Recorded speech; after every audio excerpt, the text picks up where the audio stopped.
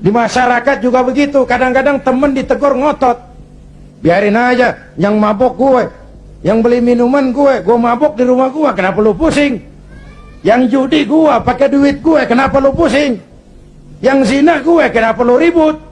Iya, yang judi lo, yang mabok lo, yang zina lo, tapi judi, mabok, zina, maksiat, mas. Kalau ini negeri kebanyakan maksiatnya, Allah marah, turun gempa bumi, yang mampus bukan elu doang, monyong.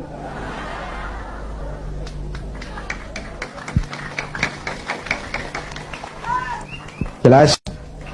Jelas? Iya, kalau kita makan nangka kena getah sih resiko. Enggak makan nangka kena getah, sial namanya. Jelas? Jelas?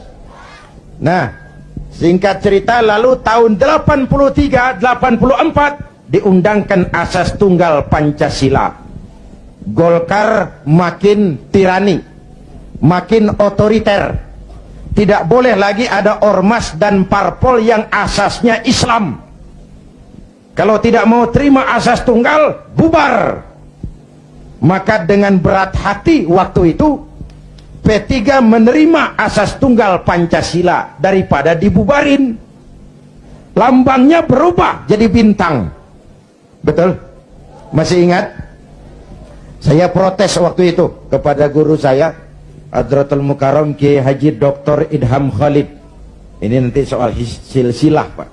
Beliau salah seorang pendiri P3, termasuk presiden pertama Partai Persatuan. Pak, kenapa diterima asas tunggal Pancasila? Kita harus melepas asas Islam, kan rugi. Beliau senyum, apa kata beliau? Zainuddin, ibarat warung, kita sekarang nggak boleh dagang nasi uduk, biarin aja dagang pisang goreng dulu. Sebab kalau kita dagang nasi uduk juga, warung digusur. Biarlah dagang pisang goreng dulu, yang penting masih punya warung. Nanti kalau keadaan aman, kita dagang lagi nasi uduk. Ya, Masya Allah, orang tua bijaksana. Tapi saya sudah kadang frustasi. Apa artinya lagi berpolitik kalau asasnya tidak Islam? Maka sejak tahun 84, saya mengundurkan diri dari panggung politik.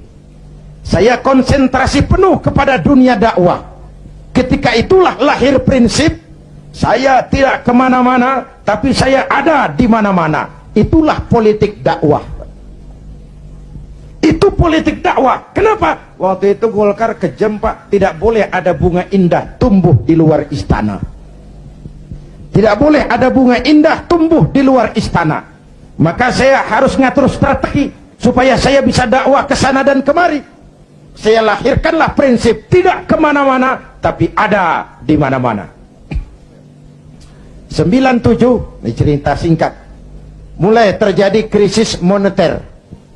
Rupiah kita anjlok, dolar naik ke langit. Ya Bu? Ya Bu?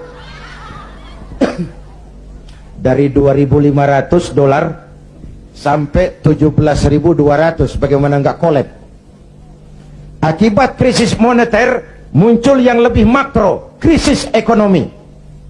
Sampai sekarang kita masih ngerasain.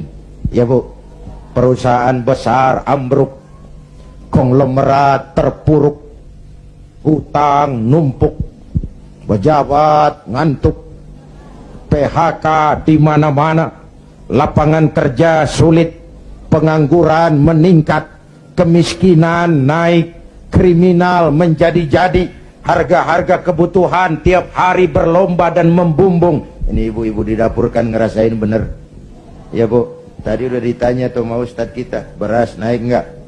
Naik. Minyak, kecap, bapaknya anak-anak. Pikir dulu baru nyaut. Naik.